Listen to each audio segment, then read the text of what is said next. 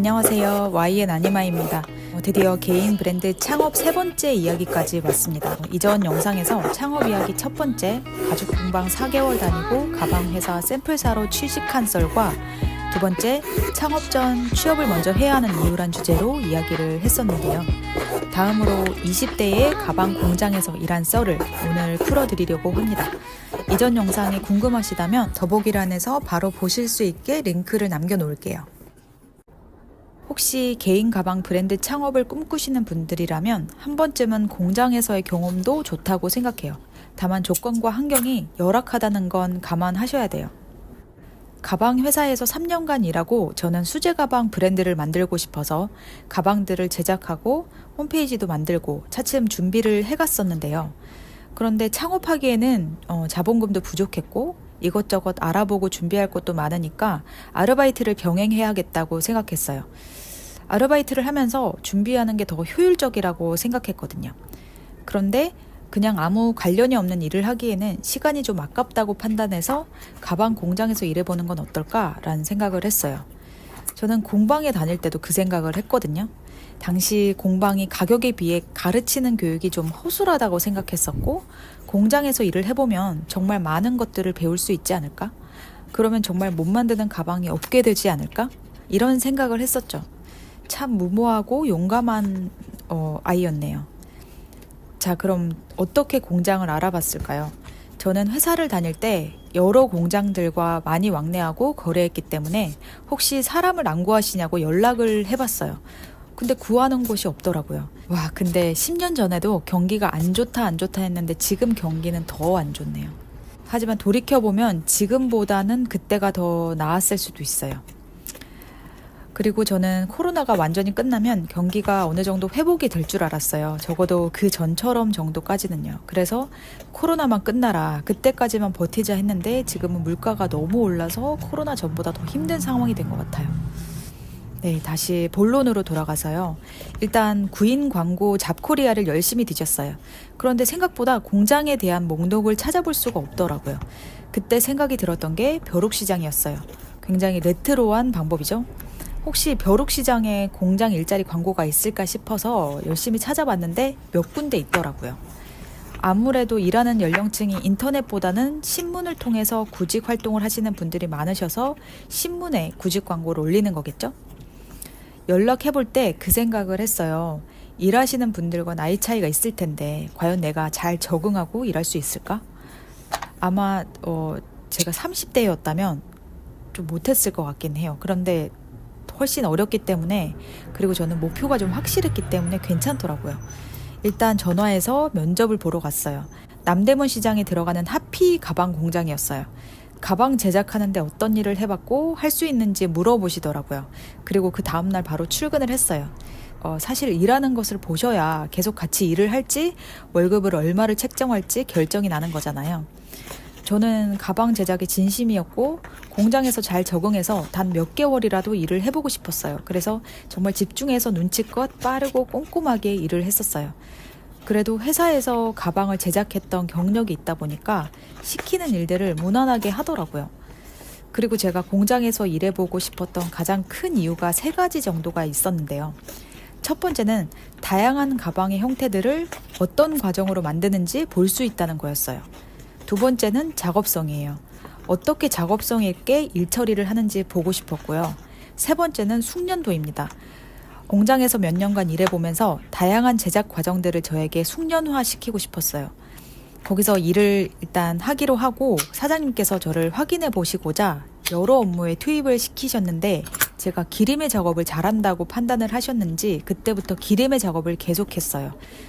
여기서 기림에는 일본어인데요. 영어로 엣지 코트라고도 하죠. 그런데 공장에서는 약칠이라고 말해요. 그래서 저는 거기서 약칠사가 됐어요.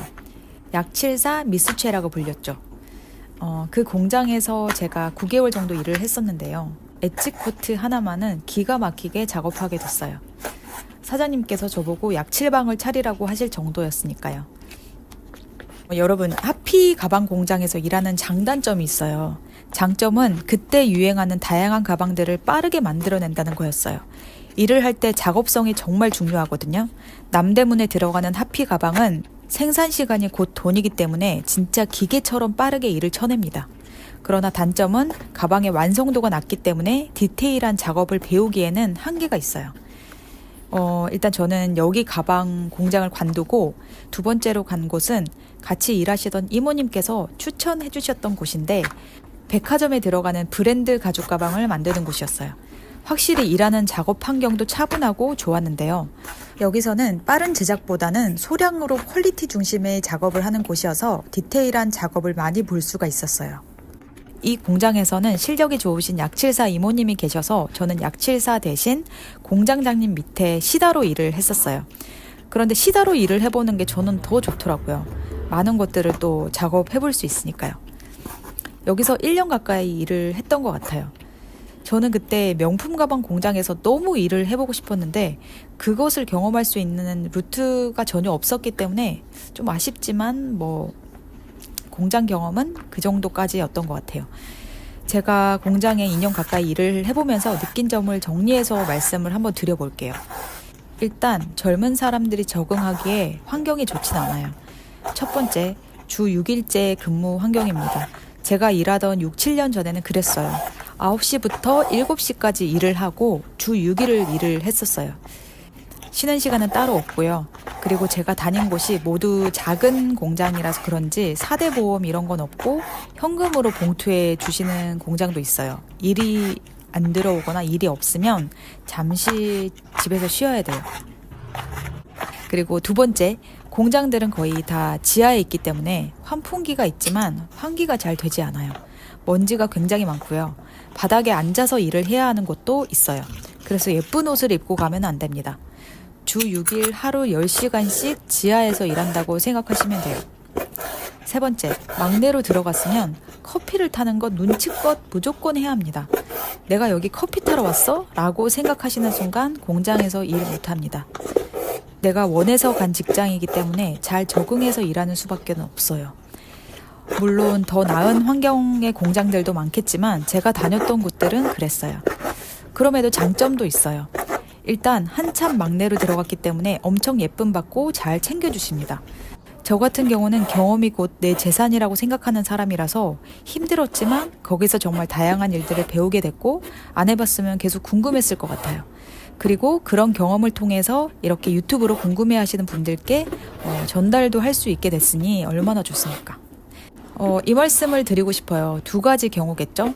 내가 수제 가방 브랜드를 만들고 싶다 하시면 공장에서 일해보시는 것은 정말 추천하고 싶어요. 숙련도 면에서는 따라올 곳이 없으니까요. 그런데 내가 디자인만 해서 공장 제품으로 사업을 하고 싶으신 분들은 공장에서 일해볼 필요는 없다고 생각해요. 그 시간에 광고나 판매에 더 신경을 쓰는 게 더 중요하잖아요. 저는 제가 디자인하고 제작하는 어디에도 없는 가방 브랜드를 만들고 싶어서 돌고 돌아서 많은 경험들을 하고 여기까지 왔는데요. 그런 경험들이 없었다면 제가 확고하고 자신감 있게 제 브랜드를 만들지는 못했을 것 같아요. 저는 앞으로도 계속 공부하고 발전해서 YN 아니마를 더 멋지게 만들고 싶어요. 20대의 가방 공장에서 일한 이야기는 여기까지고요. 가방 제작 과정은 계속 이어집니다.